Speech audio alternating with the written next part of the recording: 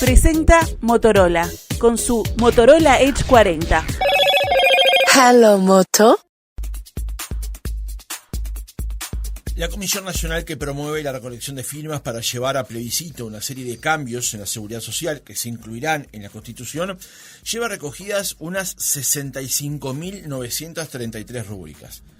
Este es un dato en sí mismo que probablemente ya caducó porque el anuncio se hizo la semana pasada y la recolección continúa.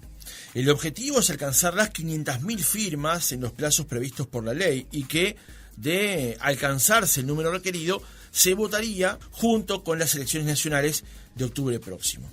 Los tres planteos que hace la propuesta de reforma que se impulsan son eliminar las AFAPs, el sistema de ahorro individual previsional y el actual régimen mixto previsional, establecer la causal jubilatoria en 60 años de edad y 30 años de trabajo y estipular montos mínimos para los saberes jubilatorios que se basarán en el salario mínimo nacional.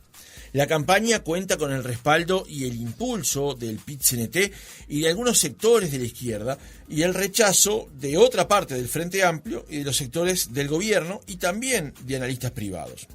¿Cómo se evalúa la marcha de la campaña hasta ahora? ¿Cómo valoran los apoyos, la falta de ellos y las tribulaciones?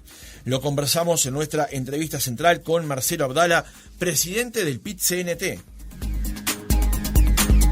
Abdala, ¿cómo le va? Buenos días, gracias por acompañarnos. Muy buenos días, un gusto estar aquí. Abdala, como decíamos recién en la introducción del reportaje, el miércoles pasado se anunció que la campaña ya recolectó 65.933 firmas, papeletas firmadas. La campaña comenzó el 5 de octubre y en 62 días recogieron 65.000 firmas. ¿Cómo evalúa ese número teniendo en cuenta el punto de partida y el que estamos ahora?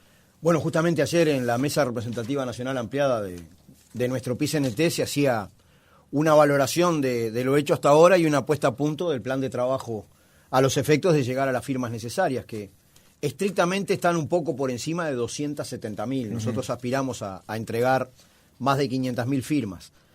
Pero en la mesa representativa se concluyó que efectivamente hay una masiva voluntad de la ciudadanía de participar con su firma en el referéndum. Nosotros no tenemos que explicar, digamos, demasiado los objetivos, la gente ya tiene determinado nivel de información.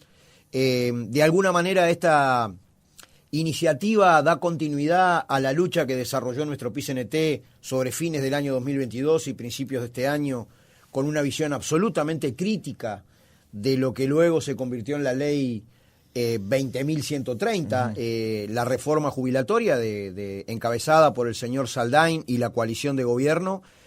Señor Saldain, que por otra parte fue uno de los artífices de la reforma del año 96. Y cuando nosotros le decimos a la gente lo que tú planteábamos, bueno, queremos reconstruir la posibilidad de que la gente después de toda una vida de trabajo se pueda jubilar a los 60 años. Queremos que la jubilación mínima sea hoy de un entorno de 21.000 pesos. Cuando suba el salario mínimo nacional será distinto, pero que esté equiparada como básico, como piso, al salario mínimo nacional. Y además queremos erradicar el lucro financiero de una esfera que está concebida como derecho humano fundamental y que tiene que hacer a la protección social de la gente firma enseguida, ¿no? Entonces, ¿cuál es un poquitito lo que conversábamos ayer en la mesa representativa? Hay una enorme disposición del pueblo uruguayo a firmar, tenemos que desplegarnos, la militancia por todo el país para concretar esa firma, ¿no? Ahí está el desafío logístico, digamos. Ese es el desafío militante, organizativo, propagandístico, y bueno, la mesa representativa del día de ayer resolvió, ojalá que el tiempo nos ayude, porque hay algunos pronósticos un poco complejos, digamos, ir a una gran jornada nacional, prácticamente de todo el día, pasado mañana, el jueves 14, repetirla el día sábado y domingo, y bueno, y de alguna manera con esta jornada, si bien se va a seguir juntando firmas, pero bueno, cerrar un poco el año y retomar en la segunda quincena de enero con muchas fuerzas para un programa que va a estar a lo largo del ancho del país. Si hay que ir a la playa, iremos a la playa, y un programa de trabajo para enero y febrero, y luego la aceleración en marzo y abril, porque el día 26 de abril nosotros tenemos que entregar la firma. Arrancaba la entrevista por este punto porque en la conferencia de prensa de lanzamiento que se hizo el 5 de octubre, ustedes planteaban llegar a 500.000 firmas que se entregarían justamente al plazo constitucional. Ocurre que para que se llegue a esa cifra hoy tendrían que casi triplicar el ritmo de recolección que mantienen hasta hoy. Y encima llegan las vacaciones de enero y febrero, que sabemos que hay una dispersión enorme de la población. ¿No ven necesario reconsiderar el objetivo o mantienen el objetivo de llegar al límite constitucional y algo más por el efectivo descarte que hay en la Corte? No, mantenemos el objetivo porque las cosas se hacen a la uruguaya. Fíjate que cuando nuestra iniciativa para cuestionar 135 artículos de la Ley de Urgente Consideración, que estuvo aproximadamente casi 7 meses de recolección de firmas efectivas, la recolección de firmas se aceleró luego del 1 de mayo, que nosotros hicimos en medio de la pandemia, no nos podíamos concentrar, un 1 de mayo bastante especial, dislocamos a toda la población trabajadora en todos los barrios, salieron a juntar firmas, eso generó todo un estado de ánimo y después, en mayo, junio y julio, llegamos a 800.000 firmas. Es decir, no es una... La curva de recolección de firmas no es lineal, digamos. Siempre se da, los uruguayos dejamos todos para el final, pero siempre se da una aceleración al final y entonces nosotros no vamos a cambiar el objetivo, sino que vamos a procurar una programación del trabajo que nos permita efectivamente llegar, porque además se puede. No es que nosotros tengamos una gran controversia, digamos, o tengamos que fundamentar demasiado con la ciudadanía. Lamentablemente nosotros cuando anunciamos las 65.933 firmas, exhortamos respetuosamente al Poder Ejecutivo, a las cámaras empresariales de la SAFAP, que naturalmente pueden tener una opinión distinta, en vez de apelar a una campaña catastrofista que pretende generar miedo sobre supuestos que no existen en la papeleta, los exhortamos a participar en un debate razonado, con fundamentos, obviamente donde cada uno defienda con ahínco, con firmeza su posición, pero un debate fundamentado, no lo que se está diciendo, porque no tiene nada que ver con lo que nosotros establecemos, ¿no? Entonces, lamentablemente no encontramos mucho candidato para debatir, ¿no? Ahora vamos a profundizar sobre eso, porque la semana pasada tuvimos aquí como entrevistado a Ignacio Muncho, que se expresó sobre eso. Vayamos a alguno de los puntos que plantea la papeleta, como yo decía en la introducción, que es eliminar a las AFAPs en sí misma, pero también al régimen mixto previsional. Este es un debate que tiene en Uruguay tantos años como las propias AFAPs. ¿Por qué el PIT-CNT da ese paso ahora? ¿Por qué incluir ahora el debate de eliminar el pilar justamente del ahorro individual? Bueno, lo que desde nuestra perspectiva debe razonar la ciudadanía es que el sistema de las AFAP, en teoría, se trajo para resolver los problemas de la seguridad social. Sin embargo, no solamente no lo ha resuelto, sino que se vieron obligados a hacer otra reforma. Una reforma que desde nuestra perspectiva es lamentable porque en aras de una presunta sustentabilidad económica, ellos no cambian la financiación. Hay sectores, digamos, que efectivamente tienen altísimos ingresos. No me refiero a un empresario medio, a alguien que la pelea para generar trabajo día a día, sino que me refiero al gran capital, las transnacionales, bueno, un conjunto de sectores que tienen una aportación perforada, podríamos decir, al sistema de la seguridad social, no tocaron nada la financiación y organizaron esa sustentabilidad económica recortando derechos. Le quitaron 5 años de disfrute a la gente, elevando la edad de jubilarse a 65 años y todavía para cobrar un entorno por lo menos de un 10% menos de jubilación. Entonces, las AFAP no resolvieron. Yo recuerdo que habían publicidades en favor de las AFAP que mostraban a 2 veteranos jubilados disfrutando de una licencia en la luna. Y la gente, en su enorme mayoría, cobra 1.500, 1.900 pesos en la AFAP. La mayoría la paga el Banco de Previsión Social. Y esto implicó una situación en la cual parte del déficit del Banco de Previsión Social, digamos, tiene que ver con las comisiones que cobran las AFAP, con las utilidades que reciben, que están respaldadas, digamos, por el Banco de Seguros del Estado, que el Banco de Previsión Social les hace todo el trabajo administrativo. Es decir, es un negocio redondo, ¿no? Entonces, desde nuestra perspectiva no resolvió. Si tú mirás a nivel internacional, hubieron 30 países que de una manera u otra ubicaron regímenes de ahorro forzoso, podríamos decir, o de participación del lucro financiero en la seguridad social. De esos 30 países, ya 15 lo desandaron. Es decir, en realidad para nosotros la pregunta es, ¿tiene que participar la ganancia financiera casi que garantizada en un régimen que está pensado para la protección social? En esta sociedad, que es una sociedad de mercado, hay múltiples espacios que permiten el lucro en general y el lucro financiero en particular, no la seguridad social. Es una posición de principios del movimiento sindical. Lo que pasa es que nuestra posición viene avalada por la historia, ¿cierto? Si tú mirás, un porcentaje altísimo del Producto Bruto Interno lo manejan las AFAP. ¿Cómo sería una seguridad social que manejara todos esos recursos? Porque en la papeleta nuestra se prohíbe el lucro financiero y las AFAP de la seguridad social. Como se ha dicho de manera absurda, que de alguna manera los iniciadores y los impulsores de esta iniciativa queremos confiscar ahorros de los trabajadores, muy por el contrario, ahora están confiscados, esos ahorros irían al Banco de Previsión Social, del mismo modo que el Poder Ejecutivo anterior y también utilizaron un fideicomiso para manejar algunas cuestiones, se crea un fideicomiso, digamos, administrado por el Banco de Previsión Social, donde quedan depositados estos ahorros. Toda la ciudadanía tiene una trazabilidad completa de qué es lo que pasa con sus ahorros. El Banco de Previsión Social debe estudiar la transición entre un régimen y el que viene. El Poder Ejecutivo entrante tiene 2 años, 24 meses para hacer una ley que reglamente los resultados de esta iniciativa en caso de ser victoriosa. Y además hay una garantía expresa en la papeleta que nadie va a cobrar menos que lo que hubiera cobrado. Que además son chirolas para la inmensa mayoría, ¿no? Esos 1.500, 1.900 pesos que mencionabas. Y sí, el 58% de la gente que de manera obligatoria o voluntaria se afilió a la FAP, cobra esos importes, ¿no? Ahora, tú mencionabas que las AFAPs no resolvieron el problema, no pero lo como yo resolvieron. decía en la pregunta, el PIT-CNT se opone al régimen de AFAPs desde que mismo se creó. Sí. Entonces es o porque no lo resolvió o, como tú dijiste recién, es por un tema de principios. Bueno, las dos cosas, ¿no? La verdad que las AFAP no han sido una buena contribución al régimen de seguridad social. La gente... Y entonces la pregunta es, ¿por qué ahora?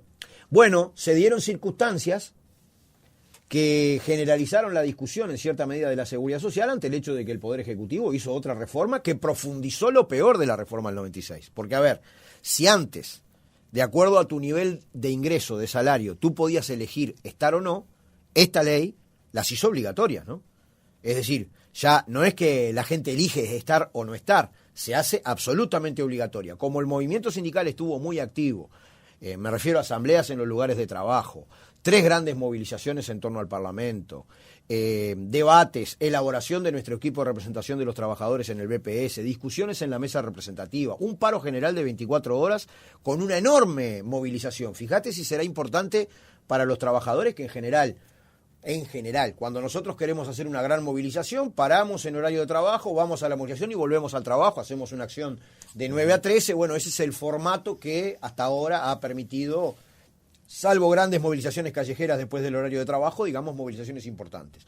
Cuando hacemos un paro general de 24 horas, el objetivo es que se note que no huele una mosca. En este caso, hicimos un paro general de 24 horas con una enorme movilización. Es decir, un poquitito el debate sobre la reforma actual del Poder Ejecutivo nos permitió estribar en otras discusiones, digamos, que sí estaban resueltas en todos los congresos del PIT-CNT, no es una cosa nueva, desde el 8º congreso donde nuestro PIT-CNT estableció los criterios para una reforma alternativa a la seguridad social, y desde el 8º, ya vamos para el 15, imagínate, siempre hay resoluciones en esa materia. De alguna manera esta situación nos permitió estribar en este planteo. Pero insisto, en este momento hay una valoración política de hacerlo en este momento. Sí, claro, seguro, porque de alguna manera nosotros despertamos toda una discusión en la ciudadanía sobre la seguridad social que se sintetiza ahora en esta campaña. Una de las cosas que tú mencionabas al pasar tiene que ver con el tema de la confiscación, que es un término que se utiliza incluso de las propias AFAPs. Y sí. Mencionan justamente que el dinero que hoy está en una AFAP es de una persona con nombre y apellido y se puede legar como haber sucesorio si esa persona fallece. En el caso de que esos recursos vayan al BPS, aunque tengan la trazabilidad que la papeleta señala, ese extremo de la posibilidad de heredarlo se pierde, por lo cual es un activo que la persona pierde. ¿Qué responden ustedes a ese punto en particular? Es falso. Yo no soy propietario del dinero que eventualmente, obligado o no, tenga que estar en la FAP. No es una caja de ahorro de un banco, no es una cuestión que yo puedo retirar, tiene estrictamente fines jubilatorios. Y para nosotros, el problema es, si tú confías más en el sistema financiero, que en muchos casos hay 5 instituciones privadas, digamos, o confías más en el Banco de Previsión Social. Nosotros decimos, a los efectos, sin desmedro de las cajas paraestatales que se mantienen, que continúan, que esta enmienda constitucional no las toca en lo más mínimo, digamos, si tú hablas de seguridad social, para nosotros eso es Banco de Previsión Social. Sí. No estamos de acuerdo con que esos sean recursos que hoy puedan ser atribuidos, digamos, a la propiedad de la persona. Tienen que ver con fines estrictamente jubilatorios. Si tú vas a querer retirar tu dinero de una FAP, no te lo van a dar. No, pero si yo me muero, se los queda a mi hijo. Y bueno, pero de alguna manera... No así en el caso de la jubilación. En el régimen de seguridad social, de alguna manera, tú tenés otras herramientas. En el caso de un fallecimiento, tenés pensiones, tenés otras formas que, de alguna manera... Si no encuadran en las circunstancias, si no, no. Sí, claro, pero es el régimen de la seguridad social. Porque esto es otro elemento más. Esto es bien importante, digamos, que la gente lo tenga claro. Nosotros acá ponemos 3 pilares básicos de la seguridad social. Esta enmienda constitucional no inhabilita, muy por el contrario, que con el resultado de este proceso nosotros vayamos a una reforma integral de la seguridad social. Hay determinadas fuerzas, como el Frente Amplio, que ha establecido, por ejemplo, su voluntad de convocar un diálogo social para reformar la seguridad social. Eso no es contradictorio con esto. O ir a una reforma de la seguridad social que eventualmente tenga en cuenta este aspecto y que lo pueda contrapesar con pensiones o otras partidas, bueno, es discutible, ¿no? Pero ustedes son conscientes o eventualmente aceptan de que las personas o las entidades puedan abrir juicios por esto. Bueno, hasta ahora en la experiencia internacional no ha sucedido, ¿no? No hay antecedentes de juicios del sistema financiero, en particular privado, contra cambios que las han erradicado, digamos, de la seguridad social. Y acordate siempre lo central que te dije, el 58% de la gente que está en las AFAP va a cobrar menos de 1.900 pesos. Y capaz que cobra 25, 28, 30, en fin. Si tiene éxito esta reforma, desde 21.000 y pico para arriba en el Banco de Previsión Social. No tiene nada que ver. Ese número es un promedio y tiene que ver mucho con la trayectoria que haya tenido el empleado, en su vida laboral. Pero digamos, si estamos hablando en este país que alrededor de 550.000 trabajadores ganan salarios menores a 25.000 pesos, es decir, es la inmensa mayoría. Es la inmensa mayoría. Entonces, cuando nos referimos a esos aspectos desde nuestra perspectiva absolutamente secundarios con la iniciativa, bueno, podemos afirmar que el próximo Poder Ejecutivo tiene 2 años para reglamentar cómo se aplica y que además esto no es contradictorio con una reforma integral de la seguridad social que nos gustaría fuera intensa en diálogo y negociación. Algunos legisladores del Frente Amplio nos han dicho aquí mismo que el diálogo social que impulsaría el Frente Amplio en caso de ser mayoría parlamentaria o de ganar el gobierno estaría limitado en función de se aprobara la papeleta. ¿Cuál es tu visión con respecto a eso? Y que nosotros ya lo iniciamos el diálogo, porque para tú conseguir 500.000 firmas tenés que dialogar con toda la población. Para mí no limita nada. Pone 3 grandes pilares, 3 grandes piedras angulares y después se puede discutir de todo. Porque además estas son cuestiones básicas, ¿no? A ver, son demasiado básicas. Son pilares fundamentales que tienen que ver con los derechos humanos, ¿no? Es decir, está bueno que una persona haya trabajado toda su vida y ni siquiera llegue con la jubilación al salario mínimo nacional. ¿Qué sociedad queremos construir? Estas son las preguntas clave. Está bueno pensar, porque yo sé que esta reforma tiene algunas ulterioridades. Está bueno pensar, digamos, en un país donde en vez de 550.000 trabajadores que ganan menos de 25.000 pesos, apuntemos a una diversificación de la matriz productiva y al trabajo de calidad. Está bueno pensar en una reforma tributaria de segunda generación donde realmente el que tiene más pague más, porque en definitiva esas son las preguntas clave. ¿Qué sociedad tú querés construir?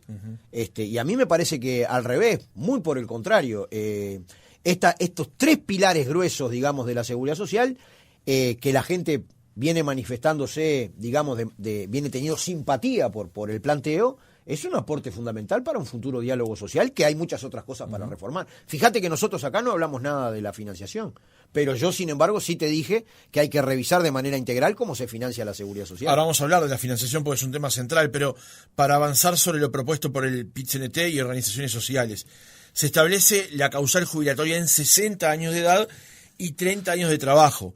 Esto es algo que cambió efectivamente la reforma que se introdujo en este periodo de gobierno. ¿Por qué llevar a la Constitución de la República este límite? Porque desde el punto de vista de los movimientos sociales, podría decirse cierta garantía adicional que el derecho a que el tramo final de tu vida tú lo puedas asociar de alguna manera al disfrute, a acompañar a tus nietos, a hacer cosas que de repente en tu vida laboral tuviste dificultades para hacer, le da garantías adicionales al movimiento social, digamos que esté efectivamente marcado en la Constitución. Uh-huh. Porque en realidad lo que es un disparate es que se haya elevado la edad de jubilarse a 65, ¿no? Fíjate que si nosotros miramos la actual revolución tecnológica, la automatización, la inteligencia artificial, la robótica, la automatización flexible, todo en esta sociedad del lucro, todo implica que se reduce el tiempo de trabajo necesario invertido en la producción de los bienes y servicios, ¿no? Uh-huh. ¿Por qué hay que trabajar más? De manera remunerada. ¿Por qué no puede la gente tener, digamos, un camino de cierto disfrute, especialmente al final de su vida? ¿Hay que trabajar hasta morirse? Esas son las preguntas básicas, pero digamos. Que no es trabajar hasta morirse, son 5 años más. Y bueno, pero... Cuando hoy la expectativa de vida es bastante más amplia, y cuando hoy, por ejemplo, los datos del censo que se presentaron hace pocos días muestran una situación muy particular de la sociedad uruguaya, demográficamente. Sí, la hablando. gente se jubila hoy como promedio a los 63, 64. Lo puedes seguir haciendo con esta enmienda, ¿no? Porque que tú te puedas jubilar a los 60 no significa que tú quieras seguir trabajando. Lo que pasa es que hoy casi que es una alternativa de hierro, porque con las jubilaciones que hay, en definitiva, muchas veces te ves obligado a seguir trabajando porque hay jubilaciones de hambre. Uh-huh. Entonces, el problema Pero los montos jubilatorios no cambian con la reforma que ustedes introducen. Bueno, en cierta medida sí, porque faltan hoy alrededor de 17.000 a 21.000 pesos, falta un tramo más. Digamos, el Frente Amplio triplicó la jubilación mínima en su gestión. La dejó en 17.000 y pico, nosotros la vamos a llevar a 21.000. Uh-huh. La base de las jubilaciones de alguna manera se elevan con esta, el mínimo jubilatorio se eleva con esta enmienda. Uh-huh. Y luego queda acoplado a la evolución del índice medio de salarios, igual que toda la jubilación. Bien. Pero, digamos, el razonamiento es el siguiente, nuevamente, ¿qué sociedad queremos? Es pensable para un obrero, en muchos casos de la industria manufacturera, que son trabajos bastante exigentes, un trabajador de la industria frigorífica, un trabajador de la construcción, que se queda sin trabajo de repente a los 50 años, que consiga rápidamente trabajo y todavía tenga que trabajar 5 años más, en las actuales condiciones. Cambia el mundo del trabajo, digamos, si se desarrolla en el futuro una incorporación tecnológica adecuada. No está bueno, por ejemplo, en dos propuestas que van de la mano y que son clave, ¿no? No está bueno pensar en la reducción de la jornada de trabajo sin reducción del salario. No está bueno pensar en poder jubilarse a los 60, digamos, uh-huh. Y que la gente pueda tener un momento de disfrute. ¿Qué vida queremos? ¿Qué sociedad queremos? Esas son las preguntas que están por detrás de esta iniciativa, ¿no? El último planteo... Porque otra cosa, discúlpame, sí. Ellos elevaron la edad de jubilarse para cobrar menos, además. Porque las formas de cálculo de la jubilación fueron modificadas de tal manera que para contingentes importantes de los trabajadores... No es como cuando yo estoy trabajando 8 horas y el patrón me dice si me puedo quedar a hacer horas extra, que las cobro doble. No, se eleva la edad de jubilarse para cobrar menos que lo que tú hubieras cobrado en el régimen anterior a esta reforma, ¿no? El último punto central, digamos, es estipular que los montos mínimos para los saberes jubilatorios se basarán en el salario mínimo nacional. Eso tiene una directa implicancia sobre rentas generales, sobre el dinero que sale del Estado, digamos. ¿Por qué atar una cosa con la otra y por qué llevarlo, además, de vuelta, insisto con la pregunta, a la Constitución de la República? Bueno, por la misma razón, son garantías, digamos, que los movimientos sociales han generado ante, de alguna manera, salvo la reforma parcial que desarrollaron los gobiernos del Frente Amplio, que ensanchó determinados derechos, permitió a la mujer que se contabilizara por cada hijo un año más de su vida laboral para jubilarse, uh-huh. Elevó en distintas oportunidades la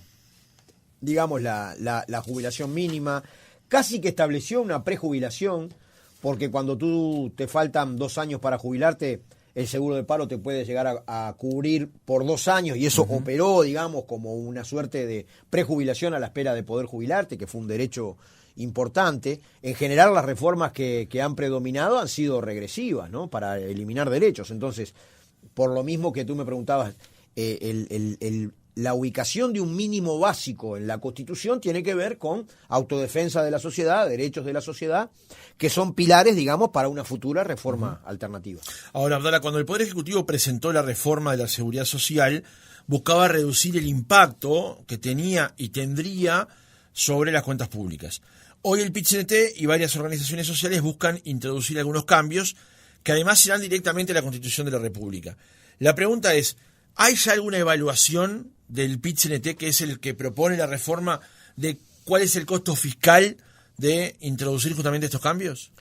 Bueno, no tenemos una evaluación, pero si esta reforma viene asociada con criterios tributarios que superen las perforaciones, las exoneraciones que hoy existen en materia de seguridad social, y salvo para pequeños y medianos empresarios, digamos, se establece y se empieza a superar la asimetría que hay hoy, en el cual el trabajador paga un 15% para la jubilación y el empleador un 7,5%, cuando la Organización Internacional del Trabajo establece que por lo menos debería ser a partes iguales, obviamente que una reforma de este tipo va a requerir cambios tributarios, ¿no? Uh-huh. Eso somos absolutamente conscientes.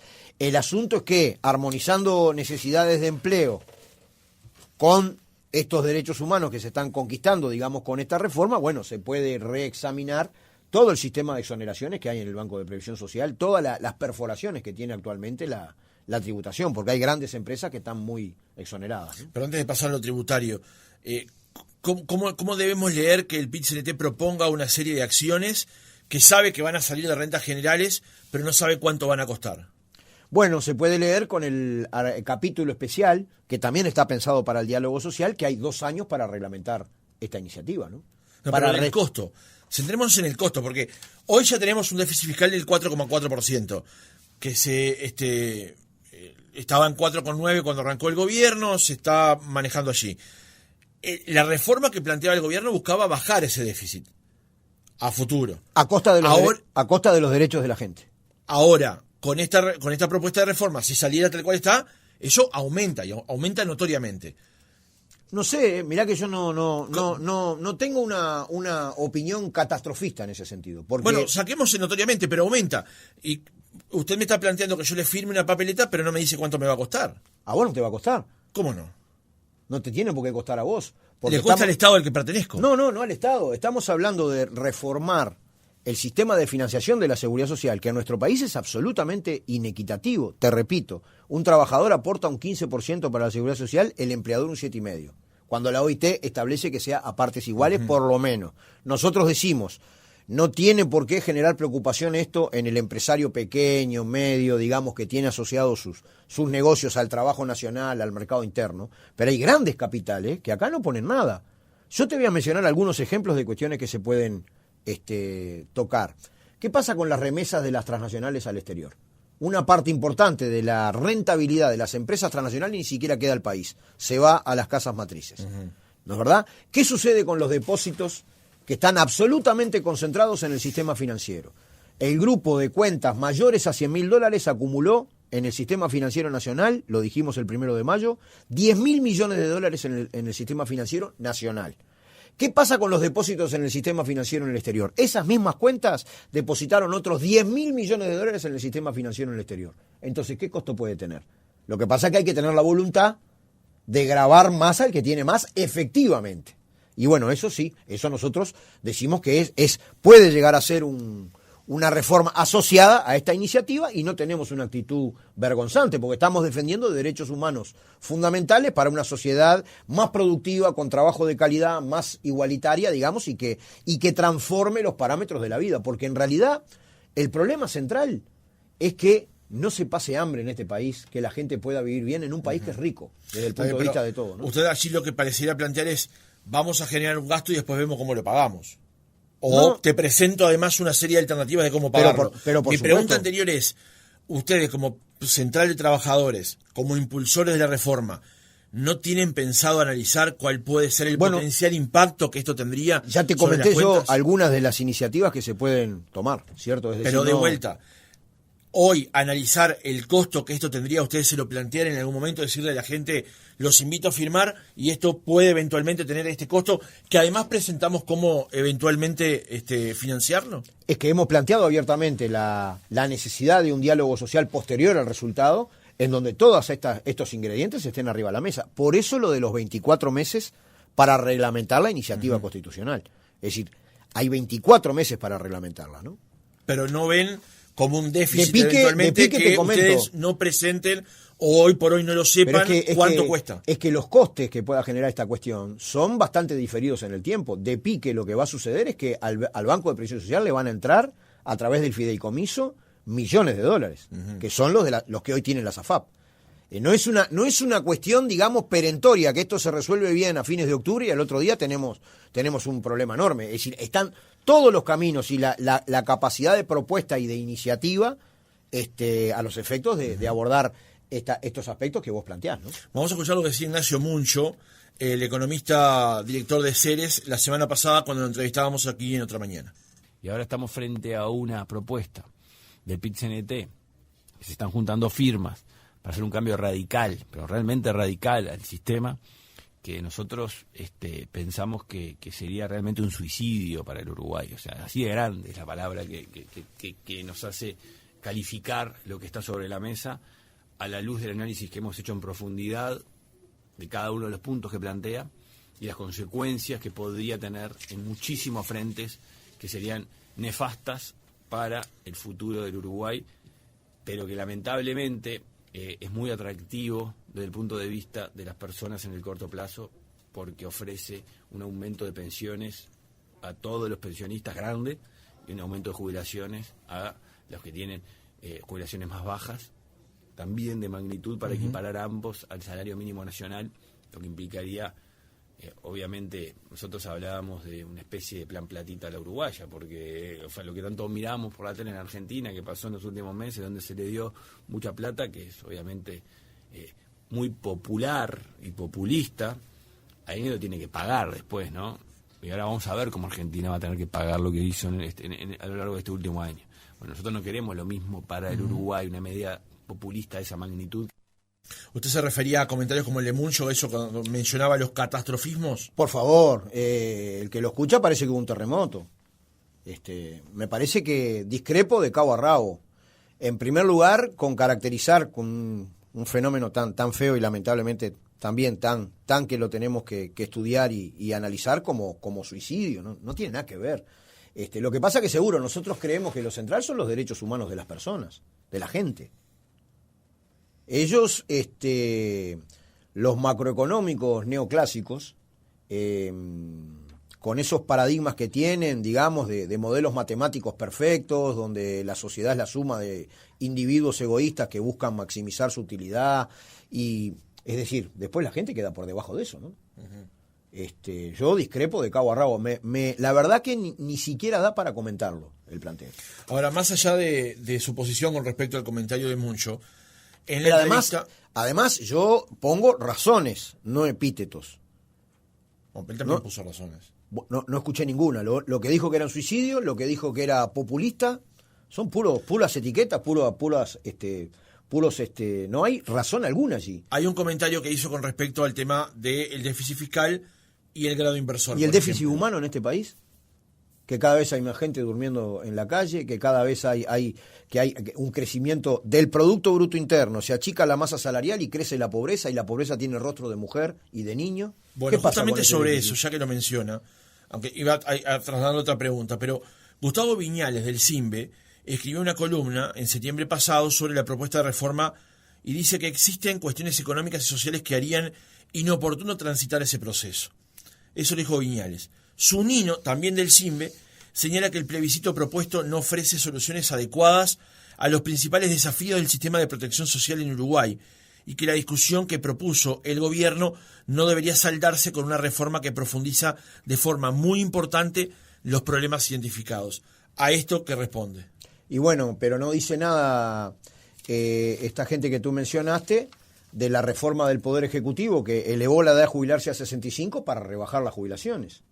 Y yo estoy en otra lógica. Yo no voy a oponer el ingreso de una persona que trabajó toda su vida versus la pobreza infantil.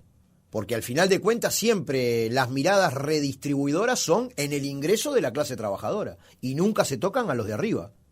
¿Se entiende lo que estoy planteando? Es decir, y además hay una alta inclinación estadística en los núcleos familiares de la pobreza extrema a que si el jubilado, que a veces es el único ingreso de un núcleo familiar recontra numeroso, gana un poco más, una parte X de eso va a parar al chiquilín, al niño, a la niña.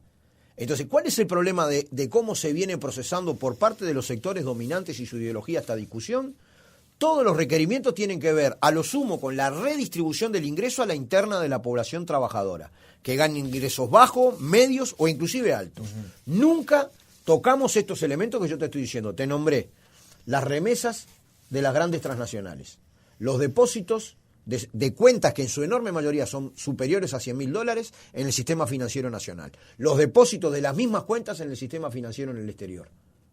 Es decir, en definitiva, acá tenemos tenemos una situación en la cual si crece como política el Producto Bruto Interno, que ya está por arriba del 2019, pero al mismo tiempo se achica la masa salarial, y cuando se achica la masa salarial se achican los ingresos de los jubilados, porque somos socios en eso por el índice medio de salario, bueno, significa que cada vez tengo que trabajar más para ganar lo mismo. Pero entonces, para cerrar este capítulo, Abdalá, ustedes proponen una reforma de la cual hoy todavía no tienen o han decidido no analizar el eventual impacto económico que tiene, y a la vez plantear una serie de reformas o una serie de alternativas de búsqueda de ingresos que, por ejemplo, implicaría que en el aporte al trabajador la empresa y el trabajador aportaran en rangos similares cuando hay una dispersión de la mitad más o menos.